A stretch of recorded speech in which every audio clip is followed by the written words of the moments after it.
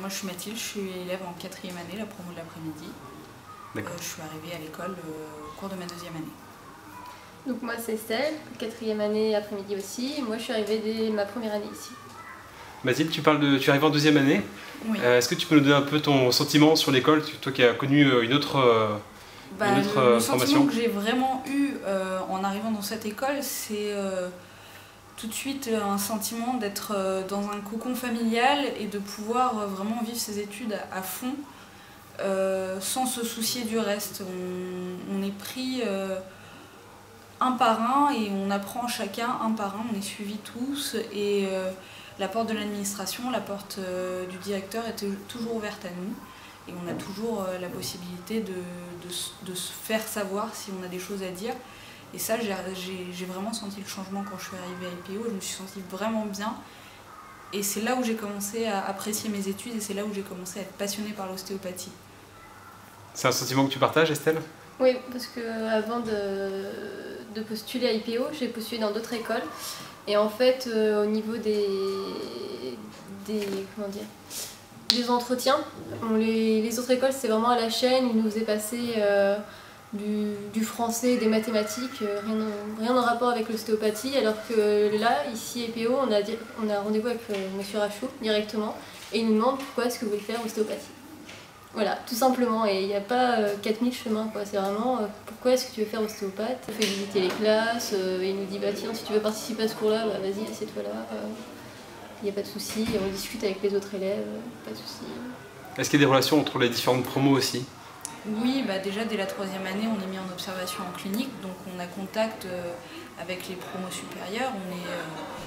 En tant que 3e année, on est mis dans un box avec un patient et avec un 5e année ou un 4e année qu'on va observer pendant sa consultation. Donc déjà, ça entretient la relation avec les élèves.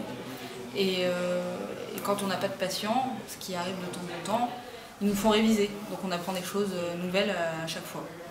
Et c'est comme ça qu'on connaît les promos supérieurs. Est-ce que vous pouvez parler un petit peu de la relation avec les professeurs aussi? On a une très bonne relation étant donné qu'on est une petite classe, en fait ils nous connaissent tous. On mange avec eux à la cafette, quand on a une question ils sont toujours disponibles.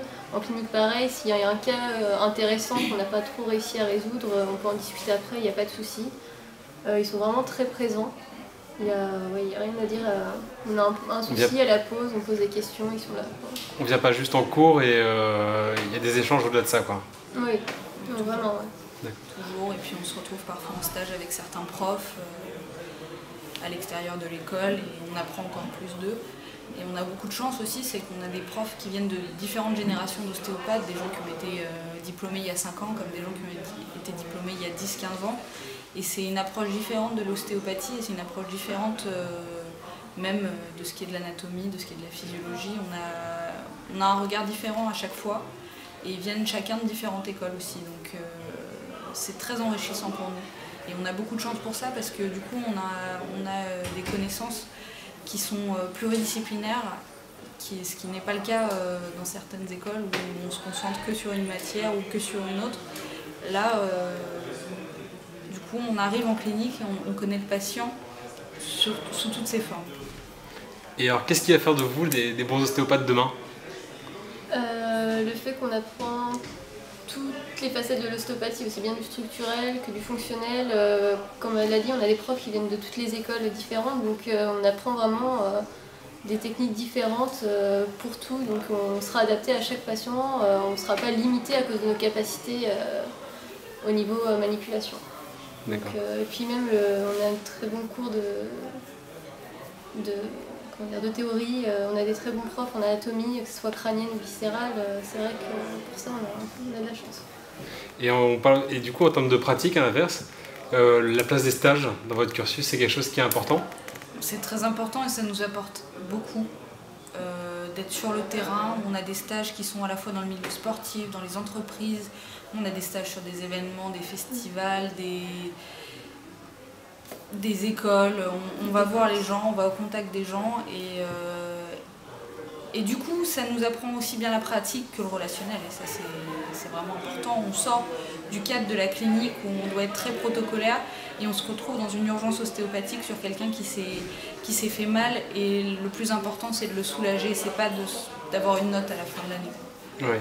Justement, cette relation si particulière qu'on a quand on est ostéopathe avec ses patients, contrairement à d'autres professions de santé où on a moins le temps, c'est quelque chose qui compte pour vous? C'est quelque chose que vous appréciez?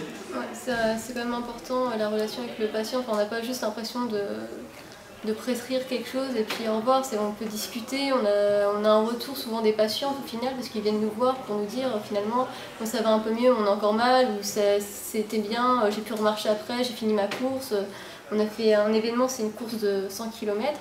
On était à un point A et après on les a retrouvés à la fin et il y en a certains qui sont venus nous remercier parce que grâce à nous ils avaient réussi à finir la course et c'était vraiment génial de pouvoir discuter avec eux, même si c'est pas forcément de pourquoi ils sont venus, mais ouais, on est plus proches quoi.